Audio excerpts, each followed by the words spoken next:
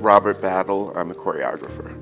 I'm always influenced by dancers when I get in the studio with them, but this is, of course, special because I'm an alumni here. So I come in with a lot more knowledge than I sometimes do when I make a work on dancers that I've never met before. I feel like I know them because of this place, right? You know, being one of the founding students. You lean on the dancers, the students, to sort of inspire you and give you that sort of inspiration that you need to take the first step, and then the second step, and the third step until you have a dance. And so in that way, I'm always learning. Fundamental foundation of this school is about excellence, right? It's about really training the voices of the future. And that stays the same in terms of really good training, really hard work, right? I mean, it's intense. You know, the arts strive. The arts are the artifacts of our survival. And it's more important now than ever. It's more important now than ever to celebrate because there is someone, somewhere, who's singing soprano in some neighborhood, perhaps being bullied or misunderstood, that has a home here at New World School of the Arts.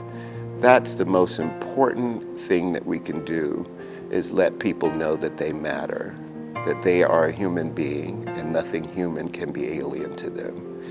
That to me is why New World School of the Arts still stands and will continue to mean so much to this community and the communities at large. It's because it's on solid foundation and it really makes a difference. I started as a kid, growing up in Liberty City, not too far from here. I started when I was about 7 or so, taking piano lessons and then singing in the church choir. And so dance was not something that I initially chose, but when my voice started to change and all of the things, because I was a soprano and all that, I decided to audition for dance after spending a lot of time studying and imitating Michael Jackson, because this was back in the 80s, and all of that. And I had a friend who was studying dance at PAVAC, Performing and Visual Arts Center at Miami Northwestern.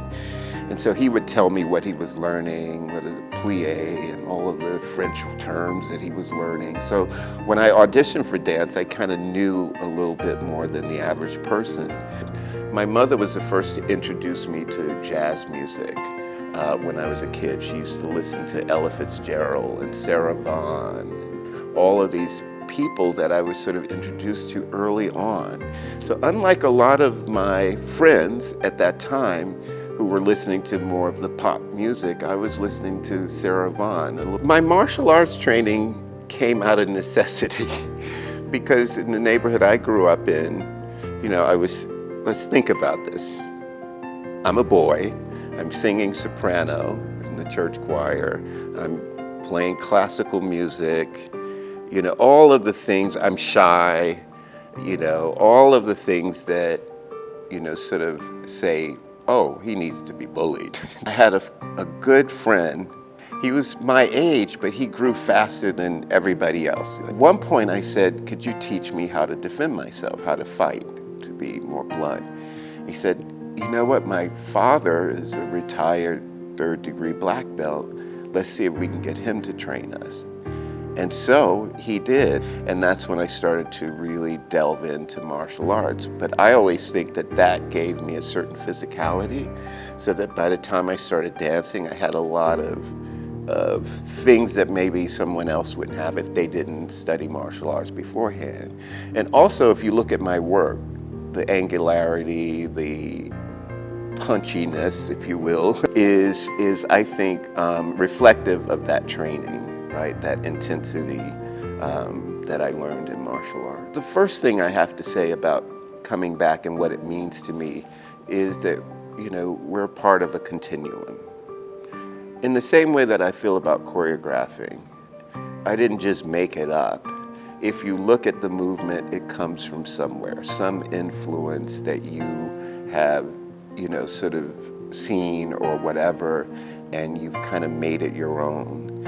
And so that's what I did with my career. I made it my own, right? And to come back and share with them that you too can do it. I'm from the same place, and here I am. I sometimes question who it means more to, them or me, because it gives me more courage when I see myself reflected in them to continue, right? And hopefully it gives them courage to begin.